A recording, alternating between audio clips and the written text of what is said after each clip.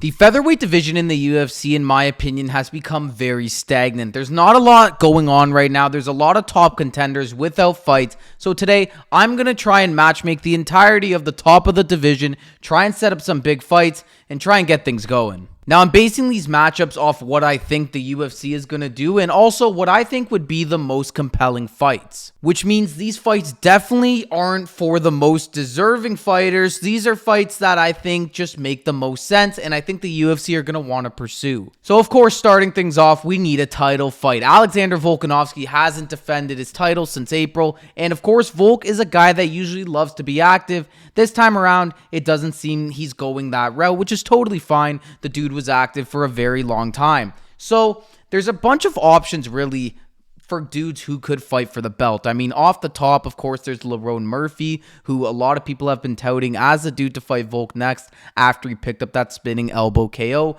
versus Aaron Pico. His resume isn't bad, and he's calling for the title shot, and after a knockout like that, I would see why the UFC would be inclined to give him the opportunity. However, there's other options. You have Aljamain Sterling, who's coming off of a victory against Brian Ortega. He's calling for his shot. Not too sure about that one, to be honest. There's also Movsar Evloev, who is the true number one contender in this division, but the dude is so boring. Nobody wants to watch the guy fight, and he hasn't fought in a pretty long time. So he hasn't been active. His fights are shit, and the UFC, I don't think, is very inclined to give him a title shot, so I don't think that's going to be happening either. There was a rumor swirling around that Yair Rodriguez would be the one next in line for Volkanovski, but I think that was more so UFC Noche related, and that's if they were going to have a pay-per-view for the UFC Noche, and they didn't, so I don't think Yair's getting anywhere near a title, to be honest. He definitely doesn't deserve it. So out of all the options I've laid out, I've decided to go with Lerone Murphy. I think Alexander Volkanovski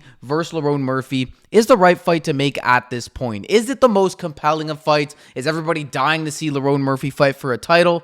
Probably not, but this is a dude I've followed for a long time. I've seen his come up. He's really, really good, and I think he does deserve a chance at the belt. I think he can give Volk problems, and I think it's going to be a pretty even fight. A lot of people are going to count out Lerone in this one because it's Volkanovski, but don't sleep on Lerone Murphy. He's very good everywhere, and with Volk aging at this point, you don't know what he's going to be anytime he comes out. So that's the title sorted out. Now we need to look at a number one contenders fight, and I think you got to throw Diego Lopez's name in the hat. Of course, he's coming off of that insane KO versus Gene Silva. What a fight, what a moment. Diego Lopez is a dog, one of my favorite 145ers easily, and I think now that he got that KO over Gene Silva, a very tough opponent, I think one more win should get him back for a title shot. So his next fight, I think it's got to be Yair Rodriguez. These two have bad blood. We saw glimpses of it when they shared a pay-per-view last time out, and I really want to see this fight. I think it would be really entertaining.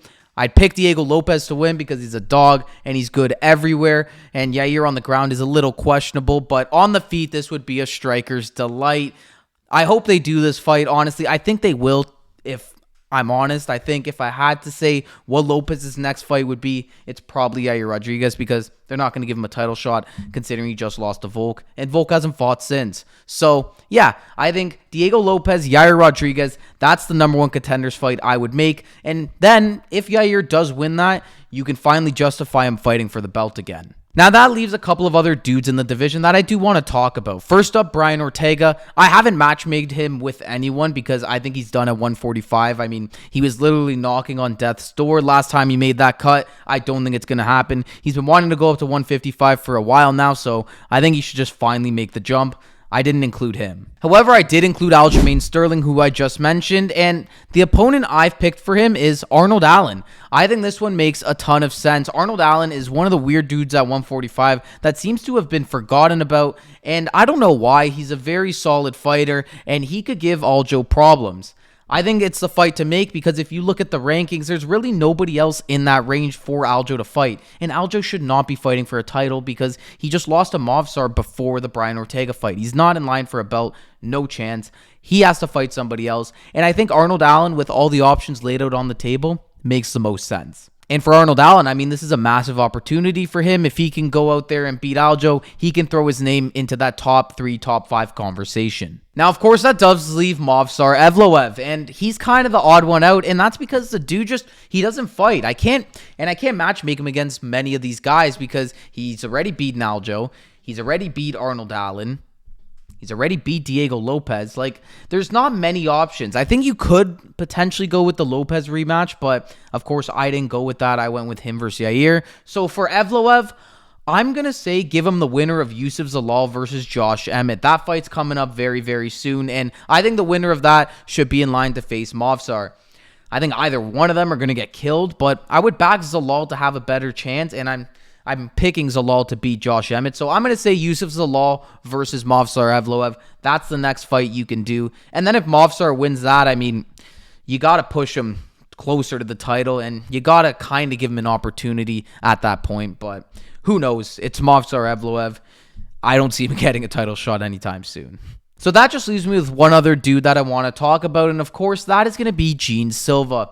Of course, he lost this past weekend versus Diego Lopez brutally, got split open in like 4 different spots. His face was mangled. He got destroyed, honestly. And he had his moments, don't get me wrong, but Diego's got a chin on him, and he didn't stand a chance once Lopez got going. So for Gene Silva, I mean, he was ranked like outside of the top 10. So it's tough to justify him fighting for a top 5 spot again. So I've decided to match him up with Patricio Pitbull. He's going to absolutely smash Pitbull, but why not? Get his confidence back, get the fans back on his side, and it's a credible name to where you can go on and fight somebody else with a bigger name towards maybe the 6 to 8 range and slowly work towards the title again. So there you guys have it. That's how I would match up the featherweight division. Let me know if you guys agree with me in the comments. It's honestly pretty tough to do considering there's a lot of factors you have to look at, but I like the layout I've gone with, and hopefully it happens. Thank you all for watching this video. Drop your thoughts in the comments down below, and let me know if you guys want to see me do this for other divisions in the UFC. It's honestly kind of fun, so I wouldn't mind doing it. Thank you all for watching again. I'll catch you all in the next one.